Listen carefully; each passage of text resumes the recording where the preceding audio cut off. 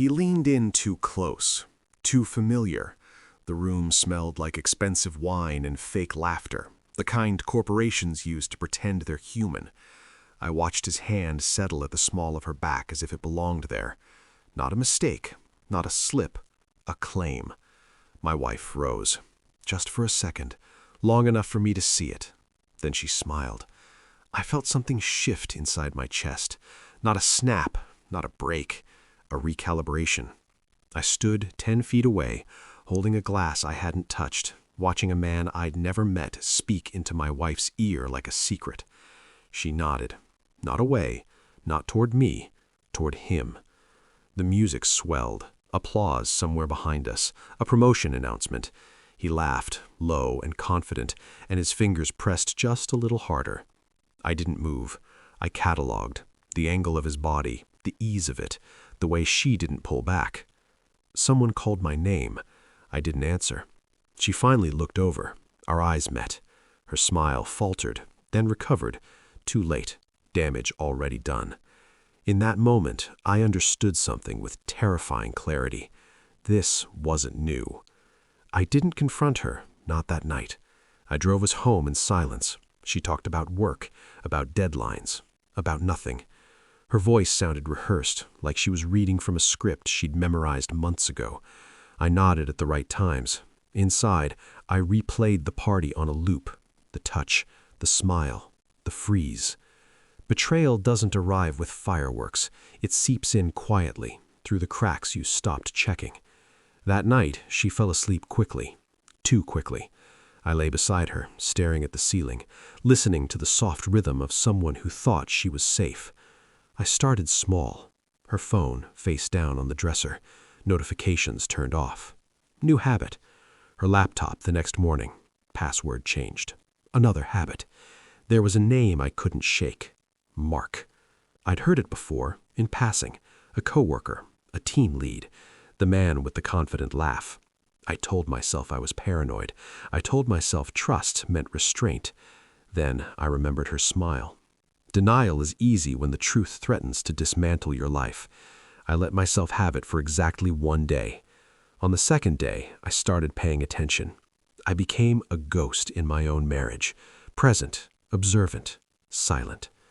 I noted timestamps, late meetings, team dinners, the way her phone never left her side anymore, the way she angled the screen away from me like a reflex. I didn't snoop. I documented. Shared calendars don't lie. Expense reports don't either. I cross-referenced company events with her absences. Mark's name appeared more often than coincidence allows. I requested our phone records, not messages, just metadata. Patterns are louder than words. Every spike aligned with his work trips. Every silence matched his. I watched her in the evenings, how she laughed at texts that weren't from me, how she kissed me absent-mindedly, like muscle memory. I felt anger, yes, but more than that, I felt insulted.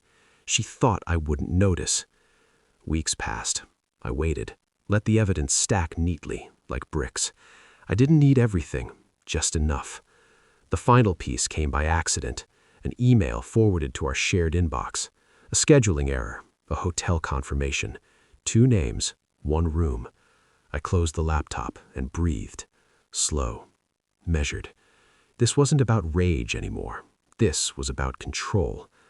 I confronted her with a question, not an accusation. "Do you trust me?" I asked, sliding the printed email across the table. Her eyes dropped. She didn't answer.